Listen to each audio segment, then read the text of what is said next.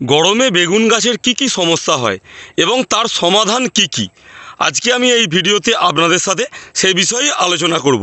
ভিডিওটা আপনারা দেখতে থাকুন, আপনাদের প্রচুর উপকারে লাগবে। গরমে বেগুনের সবচেয়ে প্রধান সমস্যা হলো বেগুনের এরকম রং হয় না, বেগুন এরকম চকচকে ঝকঝকে হয় না, বেগুনের গায়ে আজি আজি ছোপ ছোপ দাগ হয়ে যায়। আর এছাড়া কি হয়, বেগুনের এই যে বোঁটাগুলো আছে এই বোঁটাগুলোও সবুজ থাকে না, বোঁটাগুলো একেবারে ফ্যাকাশে ধরনের হয়ে যায়। আমি এই বেগুনটা আপনাদেরকে দেখাচ্ছি, দেখুন খুব সুন্দর বেগুনের রং, আর বেগুনের বোঁটাটা একেবারে সবুজ আছে। আমি এখান থেকে একটা বড় বেগুন আপনাদেরকে তুলে দেখাচ্ছি, দেখুন এই বেগুনটার রঙও খুব সুন্দর, একেবারে চকচকে বেগুন, বেগুনের গায়ে কোনো ছোপ দাগ হয়নি, বেগুনটা কোটে যায়নি।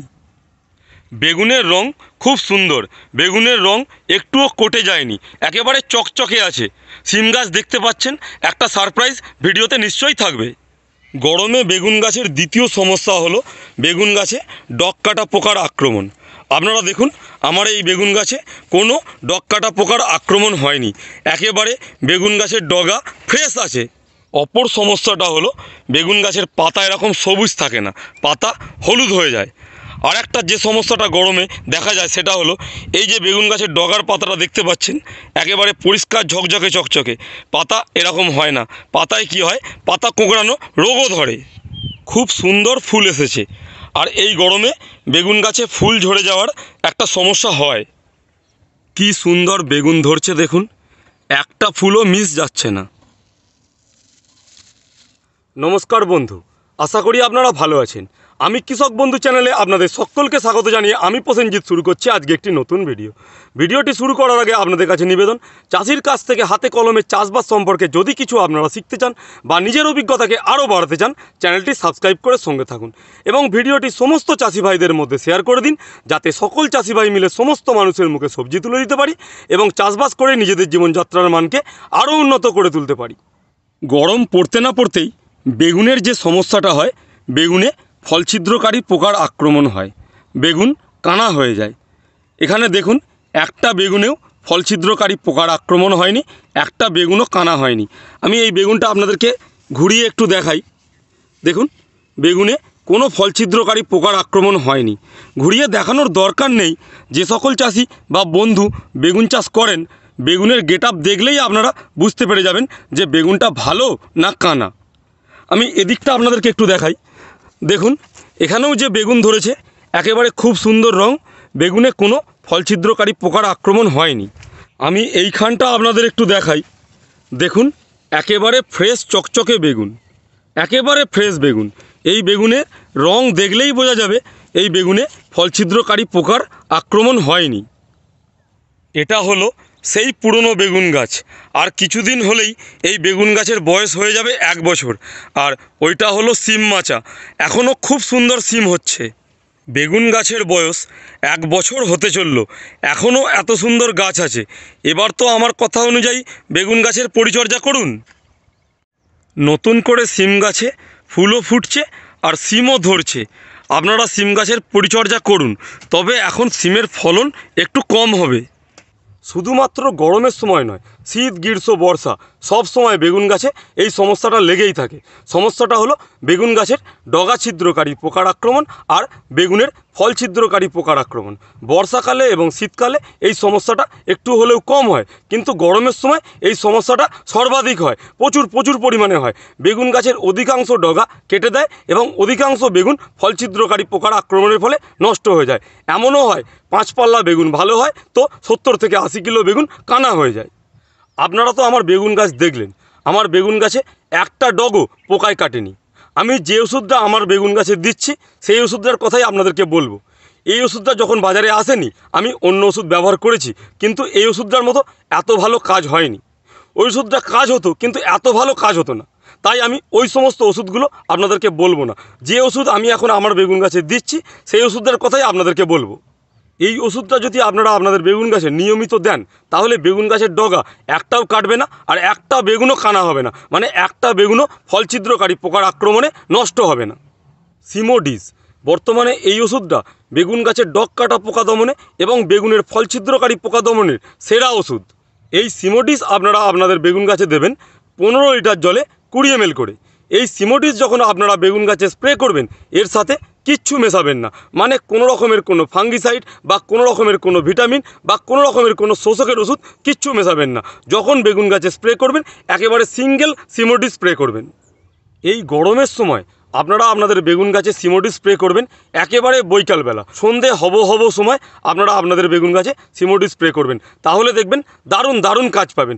একটা বেগুন গাছে ডগও কাটবে না, আর একটা বেগুনও ফল ছিদ্রকারী পোকার আক্রমণে নষ্ট হবে না। এই গরমের সময়টায় আপনারা আপনাদের বেগুন গাছে 7 দিন অন্তর অন্তর সিমোডিস স্প্রে করবেন। আমিও আমার বেগুন গাছে 7 দিন অন্তর অন্তরে সিমোডিস স্প্রে করছি। দেখছেন তো খুব সুন্দর বেগুন গাছ আছে, একটা বেগুন গাছেরও ডগা কাটেনি, আর একটা বেগুনও ফল ছিদ্রকারী পোকার আক্রমণে নষ্ট হচ্ছে না। এবার আপনারা যদি ভাবেন আমি তো 7 দিন অন্তর অন্তর আমার বেগুন গাছে সিমোডিস স্প্রে করছি, গাছ খুব সুন্দর আছে, আমি এবার 10 দিন বা 15 দিন ছাড়া ছাড়া সিমোডিস বেগুন গাছে স্প্রে করব। এতে কিন্তু অসুবিধা হলেও হতে পারে। অসুবিধাটা কি, যদি বেগুন গাছে একবার ডগা ছিদ্রকারী পোকার আক্রমণ হয়ে যায় তাহলে কিন্তু সেই পোকা ছাড়াতে খুব অসুবিধা হয়। তখন কি করতে হবে, খুব ঘন ঘন সিমোডিস বেগুন গাছে স্প্রে করতে হবে, তাতে খুব অসুবিধা। তার চেয়ে ভালো 7 দিন অন্তর অন্তর নিয়মিত বেগুন গাছে সিমোডিস স্প্রে করাই ভালো। এতে কি হবে, বেগুন গাছ খুব সুন্দর থাকবে। এই গরমে বেগুন গাছের অপর এক সমস্যা হলো বেগুন গাছে সাদা মাছির আক্রমণ। এই গরমে কি হয়, বেগুন গাছে সাদা মাছি ব্যাপকভাবে লাগে। সাদা মাছি কি করে, বেগুন গাছের পাতার রসটা খায়। এর ফলে কি হয়, বেগুন গাছের পাতাটা শুকিয়ে যেতে পারে, পাতাটা হলুদও হয়ে যেতে পারে, বেগুন গাছটা দুর্বলও হয়ে যেতে পারে। এছাড়া কি করে সাদা মাছি, বেগুনের বোঁটার যে ওই সবুজ অংশটা আছে ওইখানের রসটাও শুষে খায়, যার ফলে কি হয়, বেগুনের বোঁটাটা সবুজ থাকে না, কেমন একটা ফ্যাকাশে ধরনের হয়ে যায়। তাই সাদা মাছি দমন করতেই হবে। একটা ওষুধ বলে দেবো আপনাদেরকে, আমি যে ওষুধটা এখন বেগুন গাছে দিচ্ছি সেই ওষুধটাই আপনারা যদি আপনাদের বেগুন গাছে দেন তাহলে কি হবে, সাদা মাছি দমন হয়ে যাবে এবং বেগুন একেবারে সুন্দর চকচকে হবে। বেগুন যে কোটে যাচ্ছে, রঙটা ফেড হয়ে যাচ্ছে, সেটা হবে না।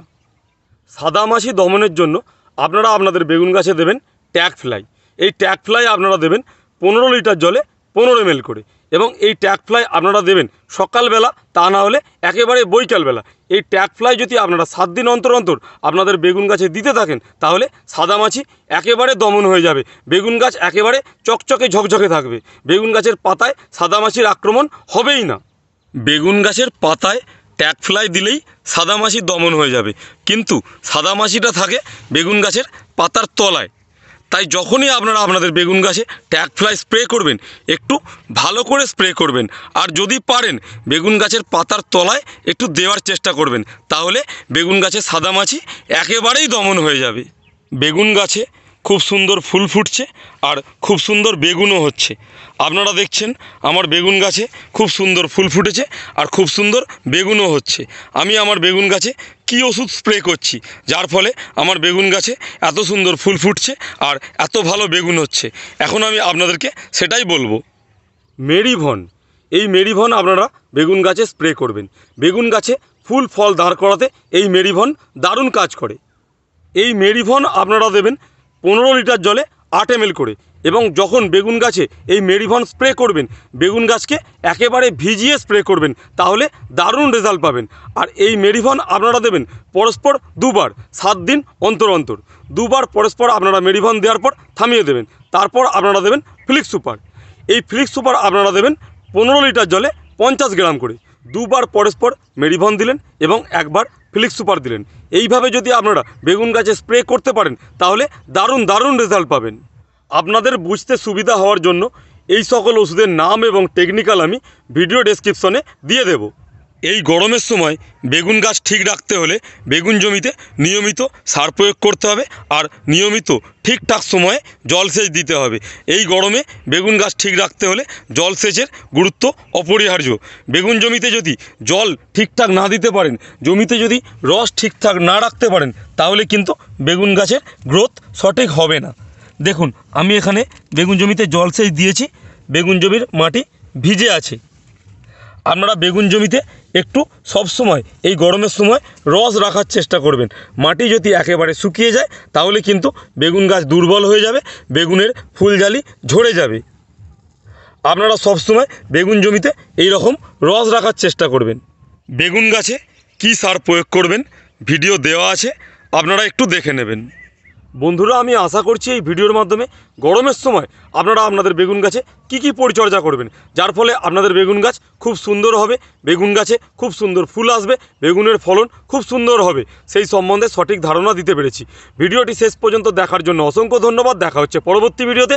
ভালো থাকবেন, সুস্থ থাকবেন, ধন্যবাদ।